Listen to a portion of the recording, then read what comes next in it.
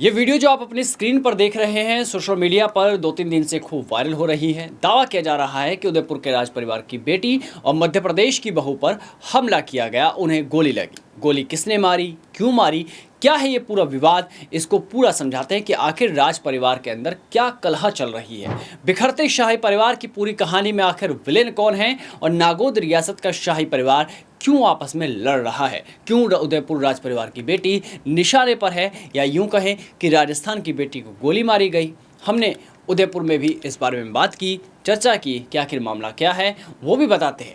देखिए, अब इस पूरे विवाद में मुख्य रूप से 3 किरदार हैं। एक उदयपुर की बेटी योगिता सिंह, दूसरे हैं रुपेंद्र सिंह उर्फ बाबा राजा और तीसरी है सुनीता सिंह परिहार।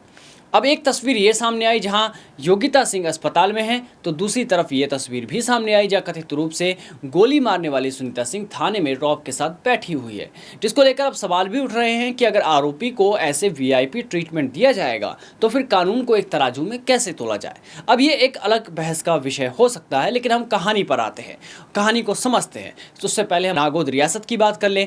मध्य प्रदेश की नागौद रियासत 1950 में औपचारिक रूप से समाप्त हो गई थी। उस समय रियासत के शासक ने भारत में विलय के लिए इंस्ट्रूमेंट ऑफ एक्सेशन पर हस्ताक्षर किए थे। ठीक वैसे ही जैसे बाकी रियासतों का विलय हुआ था, नागौद का भी विलय हो गया। इसके बाद से ही नागौद राजनीतिक नक्शे से जरूर गायब हो गया, लेकिन राज परिवार नहीं। ठीक जैसे राजस्थान में आज कई राज परिवार है, वैसे ही मध्य प्रदेश में भी कई राज परिवार बने हुए हैं जिनका राजनीतिक रसूख आज भी बरकरार है। अब नागौद राज परिवार की बात करें तो ये विंध्य के सबसे प्रभावशाली जमींदार और राजनीतिक परिवारों में इनका नाम आता है। अब ये जो पूरा विवाद है, ये संपत्ति, उत्तराधिकार और परिवार के कारोबार पर नियंत्रण किसका होगा उसको लेकर चल रहा है, जो लंबे समय से चल रहा था, लेकिन आज उसने एक संघर्ष का रूप ले लिया, या कह सकते हैं कि खूनी संघर्ष का रूप ले लिया। नागौद राजघराने में गोलीबारी हुई, जिसकी तस्वीरें वायरल हो रही है, और इस घटना के बाद पूरे मध्य प्रदेश और राजस्थान तक इसकी चर्चा बनी हुई है। नागौद विधायक नागेंद्र सिंह के भतीजे रुपेंद्र सिंह उर्फ बाबा राजा की पहली पत्नी योगिता सिंह को सुनीता सिंह परिहार ने गोली मार दी। आरोप यह भी है कि सुनीता ने गोली रुपेंद्र सिंह के उकसावे पर ही मारी है। योगिता सिंह के परिवार का आरोप है कि सुनीता परिहार और रुपेंद्र कुमार सिंह के बीच करीबी रिश्ते थे। हालांकि रुपेंद्र सिंह के प्रतिनिधियों ने इस आरोप को खारिज कर दिया। उनका कहना है कि सुनीता परिहार के साथ उनके कोई निजी संबंध नहीं थे, बल्कि वो कई वर्षों से उनके बिजनेस पार्टनर और निवेशक के रूप में जुड़ी हुई थी। यहाँ आपको अब तीनों किरदारों को समझना होगा, पर उससे पहले विवाद की जो असली जड़ है वो बताते हैं। शाही परिवार में ये विवाद कोई नया नहीं है, बल्कि कई सालों से चला आ रहा है। पेट्रोल पंप के संचालन, किले के अंदर रिजॉर्ट बनाने की योजना और परिवार की संपत्तियों पर भविष्य के नियंत्रण को लेकर ऐसे कई सारे मुद्दे हैं जो समय समय पर विवाद के कारण बने। अब यहाँ तीनों किरदारों को भी समझना होगा कि सुनीता सिंह कौन है, जो थाने में बैठी थी, और रुपेंद्र सिंह उर्फ बाबा राजा उनका बचाव कर रहे हैं। सुनीता सिंह मूल रूप से सतना जिले के उमरी गांव की रहने वाली है। पिता आर्मी से रिटायर्ड थे, जिनका निधन हो चुका है। सुनीता की 2 बहनें और एक भाई है। बहन की बांदा में शादी हुई। परसमनिया में सुनीता एनजीओ का काम करती थी। कहा जाता है कि इस दौरान वो रुपेंद्र सिंह यानी बाबा राजा के संपर्क में आई। इसके बाद वो पेपटेक में रहने लगी। सतना के भरूत नगर में रेस्तरां का कारोबार शुरू किया। बताया जाता है कि रुपेंद्र सिंह और बाबा राजा के पिता के देहांत के बाद सुनीता सिंह परसामनिया गढ़ी में रुपेंद्र के साथ ही रहने लगी थी। वहीं से सुनीता और योगिता यानी कि जो पहली पत्नी है, उनके बीच में विवाद शुरू हो गया। इसके चलते योगिता सिंह नागौद स्थित गढ़ी में शिफ्ट हो गई। यह मामला भी थाने पहुंचा। हालांकि तब मामला राज परिवार के रसूख के चलते दब गया और सुनीता सिंह बाबा राजा के साथ ही रहने लगी। कुछ लोग इन्हें अघोषित पत्नी भी कहते हैं, तो वहीं बाबा राजा इन्हें बिजनेस पार्टनर बताते हैं। अब आप सोच रहे होंगे कि योगिता सिंह कौन है, बाबा राजा से क्या संबंध है, तो इस बारे में हम पहले बता चुके हैं कि वो उनकी पत्नी है। साल 2000 में राजस्थान के उदयपुर राज परिवार ने अपनी बेटी योगिता सिंह का विवाह रुपेंद्र सिंह यानी बाबा राजा के साथ किया था। बताया जाता है कि योगिता सिंह एक 5 वर्षीय कार्यकाल तक परसमनिया पंचायत की सरपंच भी रही।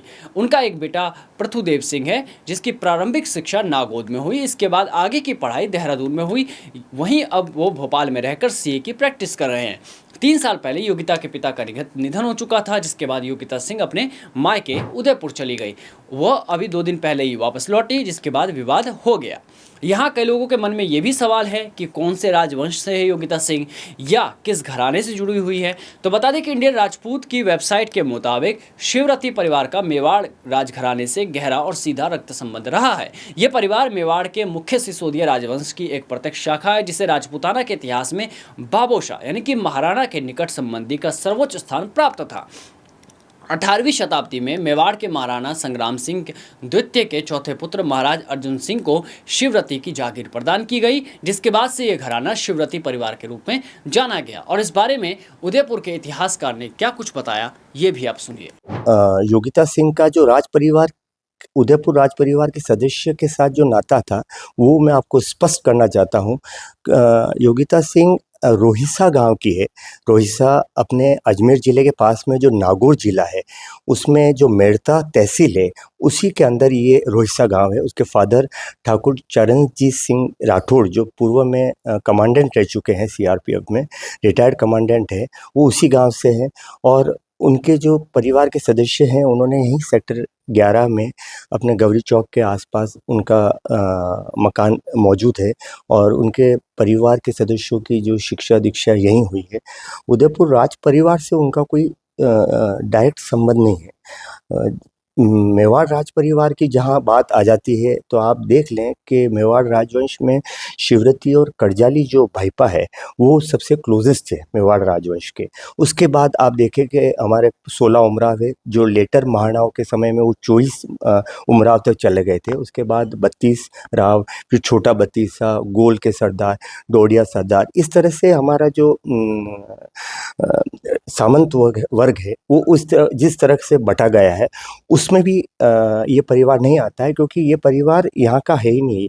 मूलतः ये मेड़ता तहसील में रोहिसा गांव का निवास करते हैं। तो आप ये कहना चाह रहे हैं कि जो है, जिस तरीके से बताया जा रहा है कि उदयपुर राज परिवार कहा जा रहा है, तो यानी कि उदयपुर राज परिवार से नहीं? नहीं, मेवाड़ राजवंश से नहीं है, न उदयपुर राज परिवार से है। लोगों में अनभिज्ञता है, उनको जानकारी नहीं है। तो क्या है, चैनल वाला, जैसे कोई भी चैनल वाला जब न्यूज़ देता है, तो बैठे बैठे दिल्ली से चैनल वाला मूलतः मेवाड़ की परंपरा को नहीं जानते हुए बयान अपने सोर्सेज के आधार पर दे देता है। वो गलत है। जब तक आप तथ्यों से आधार पर अगर आप कुछ बोलें, उसी की वेटेज रहती है। सच्चाई यही है कि मेवाड़ राजवंश से इनका कोई ताल्लुकात नहीं है। ये अपने नागौर जिला, जो अजमेर के पास में नागौर जिला, उसमें मेड़ता सिटी के पास में रोहिसा गांव है, उन गांव की ये मूलत निवासी है। खैर, अब कहानी में आगे बढ़ते हैं। जब योगिता सिंह नागौर लौटी तो बताया जाता है कि योगिता सिंह, उनकी मां नरेंद्र कुमारी सिंह, बेटा पृथुदेव सिंह और भाई नागेंद्र सिंह राठौड़ अपना सामान लेने के लिए परसमनिया गढ़ी पहुंचे थे। गढ़ी में पहुंचने के साथ ही बाबा राजा ने मारपीट की, ऐसे आरोप हैं। चूंकि योगिता सिंह के साथ उनका बेटा और भाई था, जब उन्होंने बीच बचाव किया तो बाबा राजा ने गोली मारने को कहा। इसके बाद सुनीता ने .22 की बंदूक से 5 राउंड फायरिंग की और एक गोली पेट में लग गई। वहीं एक गोली बंदूक में फंसी रही, जिसे पुलिस ने जब्त कर लिया। विवाद की वजह पेट्रोल पंप भी है, तो यहाँ समझना होगा कि आखिर मामला क्या रहा। तो इस मामले में रुपिंदर सिंह के प्रतिनिधि ने इंडियन एक्सप्रेस से बातचीत की और वहां उन्होंने बताया कि पेट्रोल पंप का मालिकाना हक योगिता सिंह के पास था, लेकिन उसके संचालन और प्रबंधन को लेकर समय समय पर विवाद होते रहे। तो दूसरी तरफ एनडीटीवी की रिपोर्ट के मुताबिक परसमनिया राजघराने की बहू योगिता सिंह के नाम एक पेट्रोल पंप था जो संचालित हो रहा था, जिनका संचालन अवैध रूप से सुनीता सिंह यानी करने लगी थी बाबा राजा के इशारे पर। इसी विवाद के चलते बाद में इस पेट्रोल पंप को कंपनी ने अपने हैंडओवर में ले लिया। यहाँ के तमाम विवाद थानों तक पहुंचे, लेकिन राजनीतिक प्रभाव और के चलते उस पर कोई बड़ी कार्रवाई नहीं हो सकी। अब ये पेट्रोल पंप सुनीता के नाम पर हो चुका है, जिसका वो संचालन कर रही है। इसको लेकर भी योगिता और उनके पति से विवाद जारी रहा। तो ये थी पूरे के पूरे विवाद की कहानी, यानी संपत्ति, पेट्रोल पंप और भविष्य में किसके पास संपत्ति होगी उसको लेकर। लेकिन यहाँ सिर्फ हमने आपको 2 महिलाओं की ही कहानी बताई। अब बाबा राजा के बारे में भी जान लीजिए, जानिए कि वो इस जो कि पूरे कहानी के केंद्र में है। ऐसा नहीं है कि बाबा राजा पहली बार सुर्खियों में आए हो।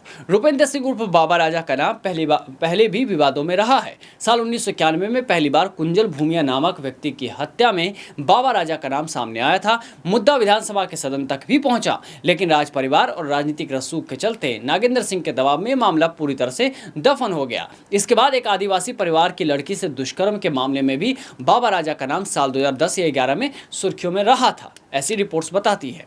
बाबा राजा भी विवादों में रहे हैं। वहीं नागौर राज परिवार की पारिवारिक पृष्ठभूमि को अगर समझे तो परसमनिया और उचेहरा किला दोनों नागौर राज परिवार के ही अंग हैं। महेंद्र सिंह यहाँ के अंतिम राजा रहे, जिनकी 2 पत्नियां थी। पहली पत्नी गुजरात के धर्मपुर रियासत की थी, जबकि दूसरी पत्नी पूर्व सांसद दादा सुखिंदर सिंह की बहन श्याम कुमारी सिंह थी।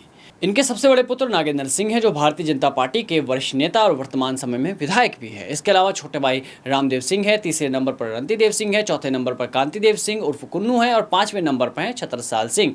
रुपेंद्र सिंह यानी राजा बाबा जो है कांतिदेव सिंह के पुत्र और नागेंद्र सिंह के भतीजी हैं। खैर, इस विवाद में एक तरफ उचेरा थाना में योगिता सिंह की तरफ से FIR दर्ज कराई गई है, जिसमें सुनीता सिंह को आरोपी बनाया गया, तो वहीं देर शाम पे रुपेंद्र सिंह यानी बाबा राजा की ओर से भी शिकायत की गई। शिकायत में आरोप लगाया गया कि योगिता सिंह, उनके भाई नागेंद्र सिंह और पृथ्वीदीप सिंह सहित 6 लोग पहुंचे थे, जिन पर मारपीट का आरोप लगाया गया है। अब माना जा रहा है कि बाबा राजा इस मामले में काउंटर FIR कराकर दबाव बनाने का प्रयास कर रहे हैं। अब इस मामले में पुलिस क्या एक्शन लेती है, आगे क्या करती है और क्या ये मामला राजनीतिक रसूख के तले दब जाएगा, ये देखने वाली बात होगी। ये कहानी आपको कैसी लगी, कमेंट बॉक्स में जरूर बताएं।